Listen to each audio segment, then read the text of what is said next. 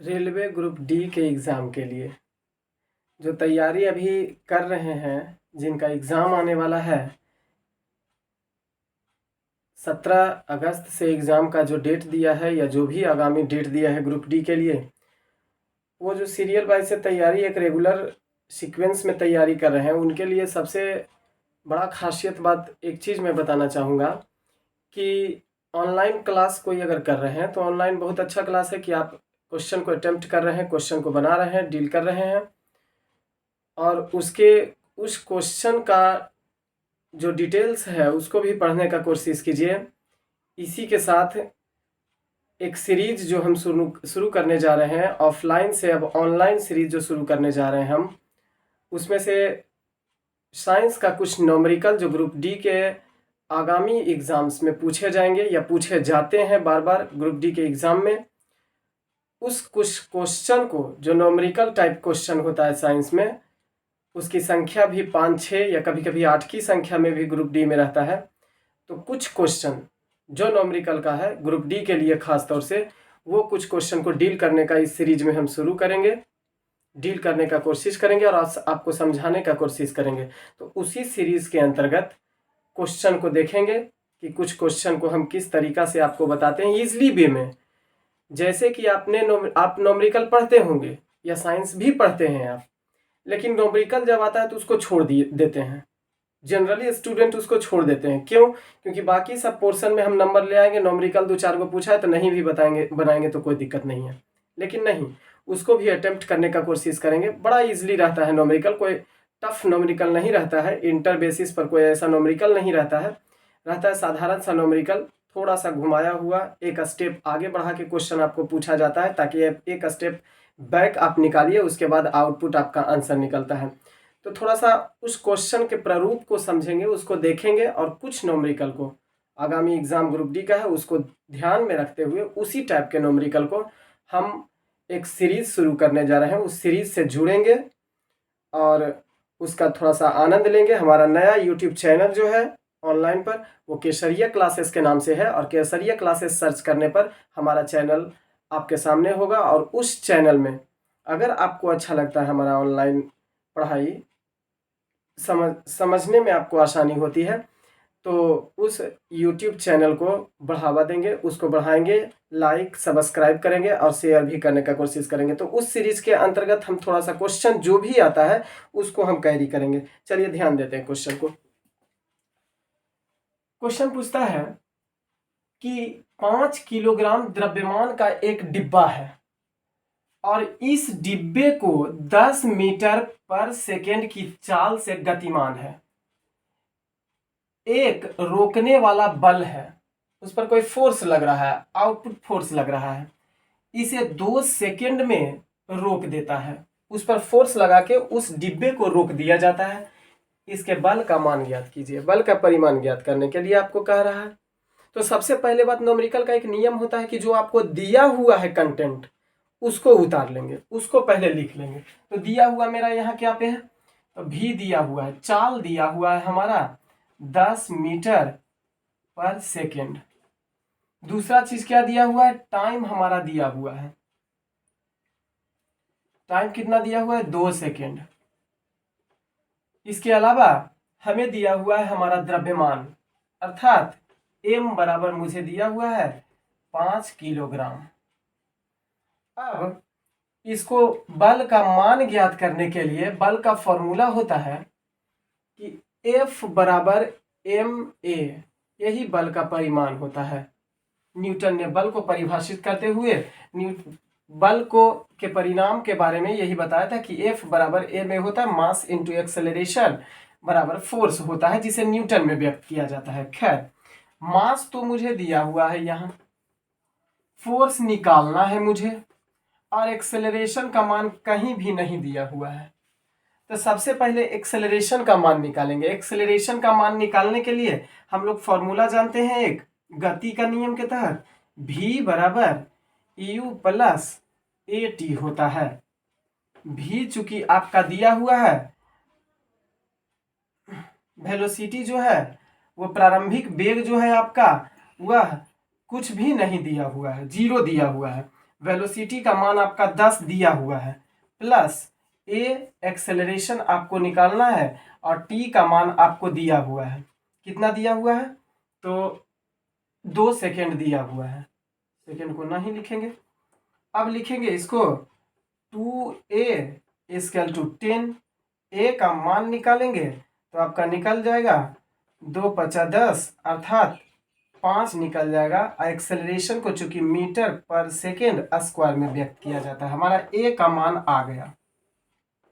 अब इस ए के मान को इस एफ के परिमाण में पुट कर देना है, तभी हमें एफ का परिमाण ज्ञात होगा। एफ बराबर दिया हुआ है मास इंटू एक्सेलरेशन, मास का मान दिया हुआ है 5 किलोग्राम और एक्सेलरेशन हमारा आया है 5 इक्वल टू 25। एफ न्यूटन में व्यक्त किया जाता है, पहले ही चर्चा कर चुके हैं। तो एफ बराबर परिमाण आ गया आपका 25 न्यूटन, जो कि अगर वह बल जो है उसे रोकने का जो काम उस डिब्बा को कर रहा है, उसमें 25 न्यूटन का बल लगेगा तो वह डिब्बा आसानी से उसे रोक पाता है। ऑप्शन की ओर ध्यान देंगे, 50 Newton, 40 Newton, 30 Newton, 25 Newton. Option number D आपका आंसर हो जाएगा। इसी सीरीज में और भी क्वेश्चन को हम देखेंगे, जिसको हम हर हाल में इजीली वे में इसको बताने का कोशिश करेंगे, ताकि आपका ग्रुप डी में ना से ना क्वेश्चन छूटने का चांसेस रहे। तो अगले क्वेश्चन को ध्यान देंगे। चलिए दूसरे सवाल की ओर चलते हैं। विद्युत क्षेत्र में -5 कूलम्ब का, सी का मतलब कूलम्ब, सी इंडिकेट करता है कूलम्ब को, तो 5 कूलम्ब के आवेश कण को स्थानांतरित करने पर किया गया कार्य 100 जूल का है। तो विभवांतर का मान ज्ञात कीजिए। विभवांतर का मतलब पहले समझेंगे कि होता क्या है।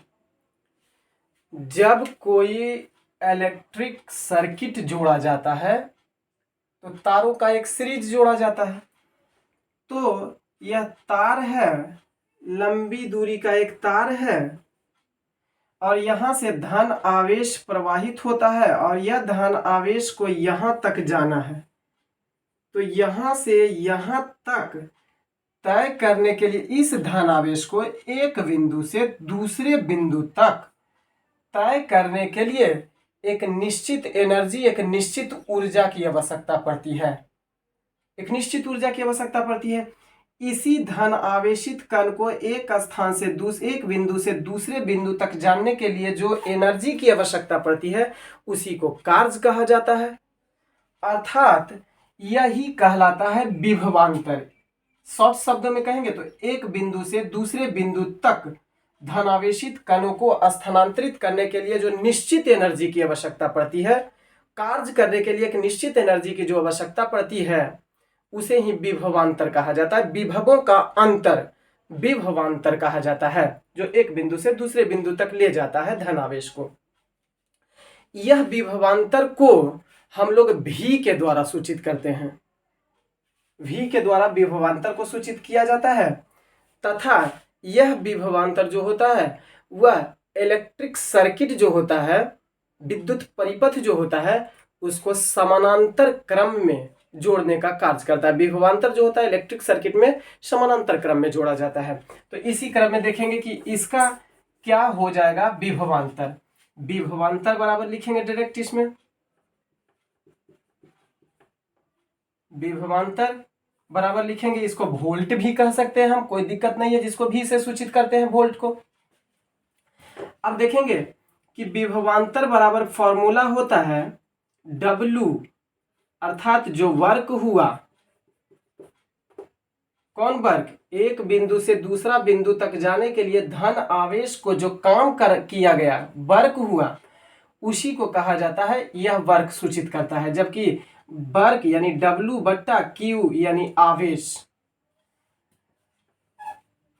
बराबर विभवांतर मुझे तो निकालना है, W का मान दिया हुआ है आपका 100 जूल, Q यानी आवेश का मान भी आपका दिया हुआ है -5 कूलम्ब, आवेश को कूलम्ब में व्यक्त करते हैं, -5 दिया हुआ है, कट जाएगा, बराबर 20/100 माइनस में आ जाएगा।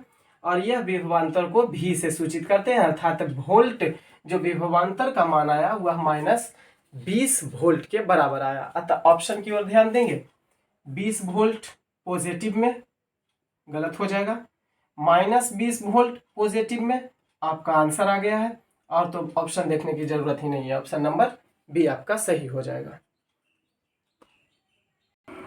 चलिए तीसरा सवाल देखते हैं। यदि कोई कण,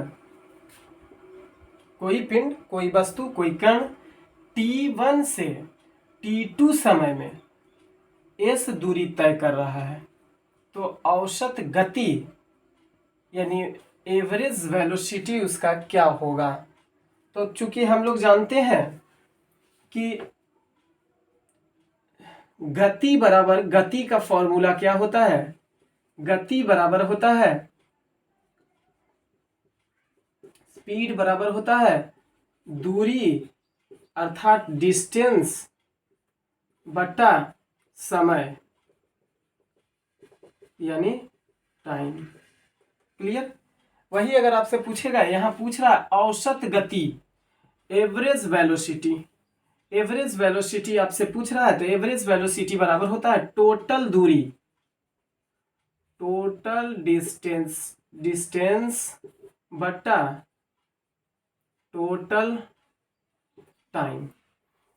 अब क्या आपका डिस्टेंस दिया हुआ है, टाइम दिया हुआ है, तो डायरेक्टली नहीं दिया हुआ है, इसको निकालना है। देखेंगे निकालेंगे कैसे। आपका डिस्टेंस तो दिया हुआ है कि s दूरी तय करता है, यानी दूरी बराबर आपका दिया हुआ है s, जबकि कण है जो टाइम जो है वो t1 से t2 समय में, यानी सपोज डेट अगर t1 को x मान लें तो t2 को हम 2x मान लेंगे, या डायरेक्ट रहने देंगे। t1 है t2 है, तो टाइम जो आपका होगा, टोटल टाइम जो होगा, टाइम डिफरेंस जो होगा, समय अंतर, समय अंतर बराबर टोटल समय होगा, तो समय अंतर बराबर हो जाएगा t2 माइनस t1। बड़ा वाला ये है, इसमें से ये वाला घटाएंगे तो हमारा टोटल समय आ जाता है। अब इसी को पुट कर देंगे, पुट करेंगे क्या, तो टोटल डिस्टेंस हम लोग का दिया हुआ है, क्या दिया हुआ है s बटा टोटल टाइम दिया हुआ है t2 माइनस t1। यही तो एवरेज वेलोसिटी का फॉर्मूला होता है, टोटल डिस्टेंस बटे टोटल टाइम। आपका ऑप्शन से मिला लीजिए कौन सा ऑप्शन में सही बैठता है। ऑप्शन नंबर ए में है s बटा t2 minus t1, option number A सही हो जाएगा। 4 नंबर क्वेश्चन में क्या कहता है कि एक वस्तु है जो 4 सेकंड में 16 मीटर, और फिर अन्य वस्तु है, नहीं अन्य डिस्टेंस जो है वो 16 मीटर का है, उसको 2 सेकंड में तय करती है, तो उस वस्तु का औसत गति क्या होगा। सेम पहले वाला ही क्वेश्चन है। औसत गति, एवरेज वेलोसिटी का फॉर्मूला ही होता है एवरेज वेलोसिटी, या हिंदी में लिखते हैं इसको औसत गति बराबर कुल दूरी बटा कुल समय, कुल समय। औसत गति निकालना ही है, टोटल दूरी दिया हुआ है 16 मीटर का, और दूसरा 16 मीटर का, टोटल दूरी 16 प्लस 16 बटे कुल समय 4 सेकेंड है और 2 सेकेंड है, 4 सेकेंड और 2 सेकेंड है, तो 4 2 6 सेकेंड हो जाएगा। अर्थात आपका निकल क्या जाएगा, तो 16 16 32 बटा 6, 3 दूना 6 और 16 दूनी 32 बराबर 3 पछे 15, 1 हो जाएगा, 3 तिया 9, 1 3 तिया 9। यह आपका औसत गति मीटर पर सेकेंड में, यानी 5.33 मीटर पर सेकेंड इसका आंसर हो जाएगा। तो ऑप्शन की ओर ध्यान देंगे, 4 मीटर पर सेकेंड गलत हो जाएगा, 16 मीटर पर सेकेंड गलत हो जाएगा, 5.33 मीटर पर सेकेंड, यह आपका ऑप्शन नंबर सी सही हो जाएगा। 5वां सवाल, किया गया कार्य किलो जूल में ज्ञात करना है। यदि 750 न्यूटन का बल द्रव्यमान 30 किलोग्राम की गाड़ी को 16 मीटर तक धकेलता है। तो सबसे पहले दिया क्या क्या चीज़ है, तो बल का मान दिया हुआ है, बल का मान दिया हुआ है, फोर्स बराबर दिया हुआ है आपका 750 न्यूटन। द्रव्यमान आपका दिया हुआ है, वह वस्तु जो है, वह ट्रक जो है, वह बस जो है, वह 30 किलोग्राम की गाड़ी है। तो द्रव्यमान लिख देंगे, किलोग्राम में है।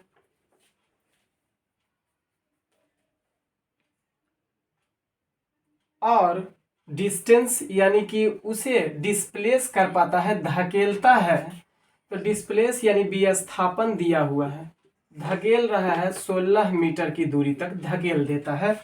अगर इतना बल कार्यरत है तो जाहिर सी बात है द्रव्यमान जो है इसी में ऐड है, क्योंकि बल बराबर F बराबर होता है ma, F बराबर होता है ma।